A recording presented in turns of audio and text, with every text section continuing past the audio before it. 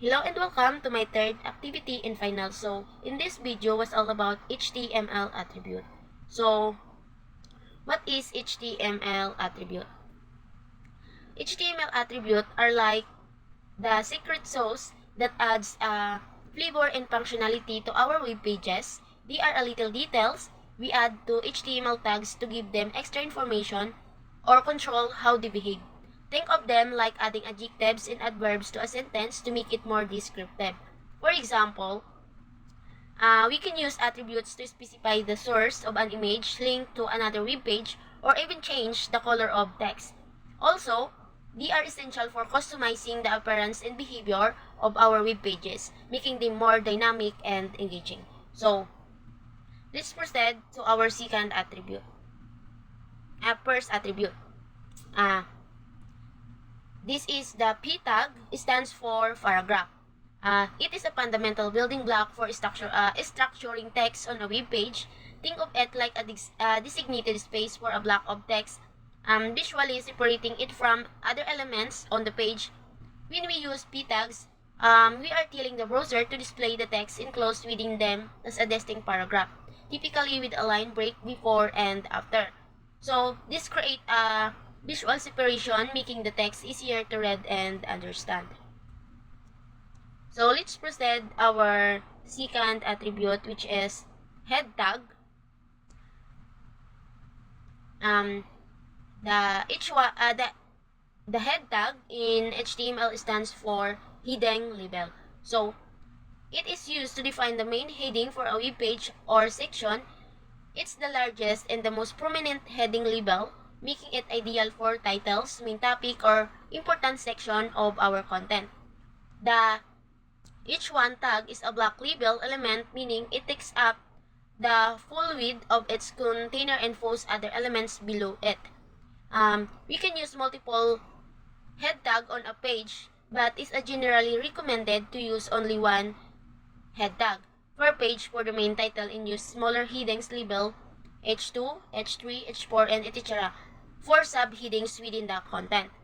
So, that's it, and we proceed the third attributes, which is body.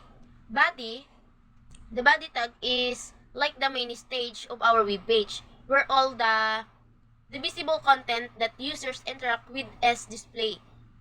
Think of it as the canvas where you paint the visual experience of our website.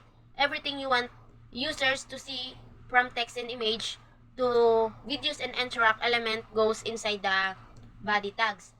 It's where you structure our contents using other HTML tags like headings, paragraph, list, and more. The body tag is also where you add the JavaScript code to script, interact element, and animation, bringing our web page to life. Without the body tags, our web page would be empty with no content for users to see or interact with. So, let's proceed. This attribute is called for paragraph. So, the P tag, a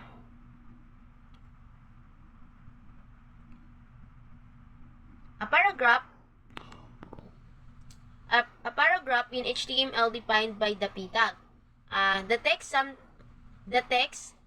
Some text in this paragraph will be displayed as a paragraph on the web page.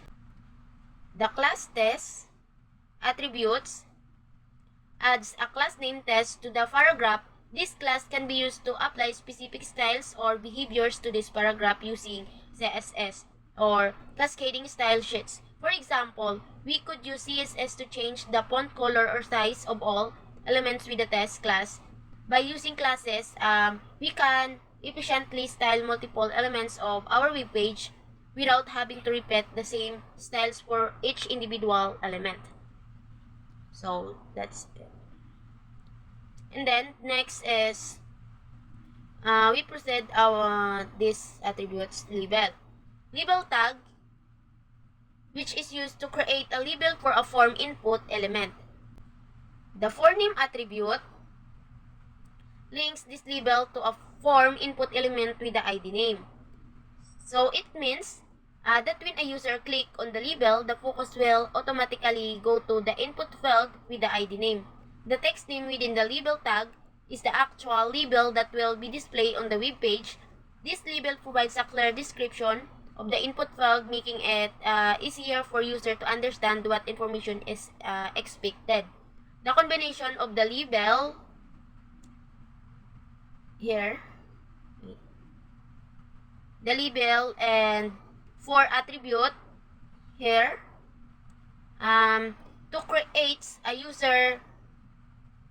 user-friendly and accessible way to associate label with form input elements. So that's it for today's video, and bye.